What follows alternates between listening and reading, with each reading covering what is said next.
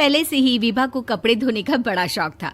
कभी नल के नीचे तो कभी तालाब के पास। अरे मेरी नीली वाली लुंगी नहीं दिख रही है। विभा की अम्मा, कहाँ रखी है लुंगी? अरे वो तो विभा ने परसों ही धोकर रखी थी आपकी अलमारी में, देखो वहीं होगी। वो ना मैंने आज धो दी, मुझे लगा कि गंदी हो गई होगी। अरे कैसे गंदी हो गई थी? उसे तो मैंने पहना भी नहीं। हे भगवान, इस लड़की के कपड़े धोने की आदत से परेशान हो गया हूँ मैं। जितना तो घर में राशन नहीं आता, उससे कहीं ज्यादा डिटर्जेंट पाउडर का खर्चा है। इसकी शादी करवा दो, शादी। जाए अपने घर में ही करे काम, फिर चाहे घर के कपड़े धोने हो या पूरे गांव के। हाँ ठीक बोल रही हूँ, देखता हूँ मैं कोई लड़का। वो दिन भी आ जाता है जब विभा को देखने लड़के वाले आ जाते हैं। लड़की मुझे अच्छी लगी। होने वाली सास कहती है, बेटी अगर कुछ पूछना है तो पूछ लो। वैसे तो हमारी लड़की बहुत ही शर्मीली है, जो बोल दो वो मान लेती है, इसे क्या पूछना होगा। अरे कैसी बात कर रही हो माँ, मुझे इन लोगों के घर रहना है, सवाल तो कई है। हाँ हाँ बेटा, पूछ लो ना, क्या पूछना है। आप लोगों के घर कपड़े कौन धोता है? सास का मुंह बन जाता है। देखो, अगर तुम ये कहना चाहती हो कि तुम्हें कपड़े धोने नहीं आते तो सुन लो, कपड़े मैं ही धोती हूँ, लेकिन तुम्हारे आ जाने के बाद मैं रुमाल तक नहीं धोऊंगी। अरे चुप रहना भाग्यवान, बहू बेचारी घर आई नहीं, उसे डराना शुरू कर दिया। वो क्या है ना बिटिया, अभी तक तो ये कल्लू की माँ ही धोती थी, लेकिन अब तुम्हारे पापा तो दहेज में वॉशिंग मशीन देंगे ही। तभी विभा की माँ बोल पड़ती है, सवाल भी पूछा तो क्या। वैसे भाई साहब, मशीन की तो फिर भी कपड़े धोने की कैपेसिटी होती है। मतलब जो बिटिया दे रहे हैं ना विभा, इसे कपड़े धोने का बहुत शौक है। ये आप लोगों के क्या, आस पड़ोस गांव मोहल्ले सबके कपड़े धो दे और उफ तक ना करे। बाहर देखा नहीं आपने कितने कपड़े सूख रहे हैं? सब हमारी बिटिया ने ही तो धोए हैं। बस भी करो ना माँ, शर्म आ रही इतनी तारीफ सुनकर। और तो और एक दाग निकाल कर दिखाओ तो मान जाऊं। हाँ अच्छा, माफ करना बेटा, मैंने गलत समझा। हमें तो रिश्ता बहुत पसंद है। और ऐसे जुड़ जाता है रिश्ता कपड़े धोने का शौक रखने वाली विभा का। उसकी शादी हो जाती है कोयला फैक्ट्री में काम करने वाले कल्लू के साथ। शादी के बाद अचानक विभा चिल्लाती हुई सास के पास आती है। सासू माँ, अरे सासू माँ कहाँ है आप? ये तो धोखा है, धोखा दिया आप लोगों ने मुझे। इसे ससुर के चक्कर के बारे में पता चल गया। अरे तो उसमें तुझे क्यों धोखा मिला है? अरे नल में पानी नहीं आता, कपड़े कैसे कब धुलेंगे? अच्छा, तू पानी नहीं आ रहा उसकी बात कर रही है। तो आपने क्या सोचा? कुछ नहीं। अच्छा, तेरी माँ ने कहा था कि कपड़े धोने का शौक है तुझे, याद आया मुझे। शौक बोलकर कपड़े धोने वाले मेरे जुनून को कम ना आके सासू माँ, कपड़ा धोना मेरा गुरूर है।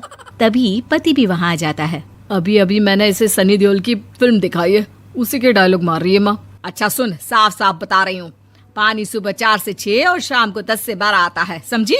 विभा टाइमिंग सुनकर हैरान हो जाती है। ये क्या भूतों का मोहल्ला है? सुबह 4 बजे उठकर कौन कपड़े धोता है? 4 बजे टंकी में पानी जाता है, फिर सारा दिन धोना ना, किसने मना किया? अरे कैसी बात कर रही हैं? 200 लीटर की टंकी में कितने कपड़े धो लूंगी मैं? सुबह ही उठ जाऊंगी मैं। अब क्या था, विभा सुबह 4 से लेकर रात के 12 बजे तक कपड़े ही धोती रहती। एक रोज सास पड़ोस से निकलकर कहीं जा रही होती है कि साथ वाली कहती है, हाँ कल्लू की माँ, जरा ये बताओ कि 2 साड़ी है, 2 ब्लाउज और एक पेटीकोट और एक नाड़े वाला लंबा कच्छा। हाँ तो? अरे तो क्या, कितना लोगी धुलाई ये बताओ। धोबन दिख रहे हैं हम क्या? हमारे पति सरकारी नौकरी से अभी रिटायर हुए हैं और बेटा सुपरवाइजर है कोयला फैक्ट्री में। धोबन समझ रखा है हमें? हाय रे कल्लू की अम्मा, माफ कर दो, वो तो मोहल्ले में यही सब बता रहे थे कि तुमने बहू को कपड़ा धुलवाने के काम में लगा दिया है। सास को पड़ोसन की बात सुनकर गुस्सा आ जाता है। वो घर पहुंचती है जहां घर के बाहर ही इतने सारे कपड़े सूख रहे होते हैं जितने कि किसी धोबन के घर पर। अरे ओ कल्लू की दुल्हन, बाहर निकल। माँ जी यहीं आ जाओ, बाथरूम में चादर धो रहे हैं हम। अरे अभी हम धोते हैं, तुमको बाहर निकलो। ये आस पड़ोस वाले बोल रहे हैं कि हम बहू से कपड़े धुलवा कर उसे कपड़ा धोने वाली बना दिए हैं। अरे छोड़ो ना माँ जी, किन लोगों की बातों में आती हो? आस पास के लोगों का तो काम ही होता है कि वो किसी तरह सास बहू को लड़ा दे। बहू सारे घर के कपड़े धोती है, ये क्या कम है? बोलिए। सास को भी लग जाता है कि वो बहू का ये सनकीपन नहीं छुड़वा सकती, इससे अच्छा है कि खुद ही चुप हो जाए। एक रोज सास और बहू मंदिर जाते हैं, जहाँ सास की साड़ी वहाँ खड़ी भीख मांगने वाली से मिलती है। माँ जी क्या बात है, आपकी साड़ी उस भिखारन से कितनी मिल रही है ना? हाँ हाँ देखो तो, दोनों की साड़ी मिल रही है। क्या बात है कल्लू की अम्मा, तुम खुद को तो अफसर की बीवी बताती हो और ऐसी सिंपल सी प्लेन साड़ी पहनकर घूमती हो। सिंपल और प्लेन नहीं है ये साड़ी। तो क्या सोने के धागे से फूल बने हैं? कुछ भी सासू माँ, कुछ भी। हाँ बने थे इस साड़ी में सोने के धागे से फूल। मेरे पति लेकर आए थे मद्रास से स्पेशली मेरे लिए 10,000 की। ताहे भाई साहब इस भिखारन के लिए भी सेम टू सेम साड़ी लेकर आए होंगे 10,000 की।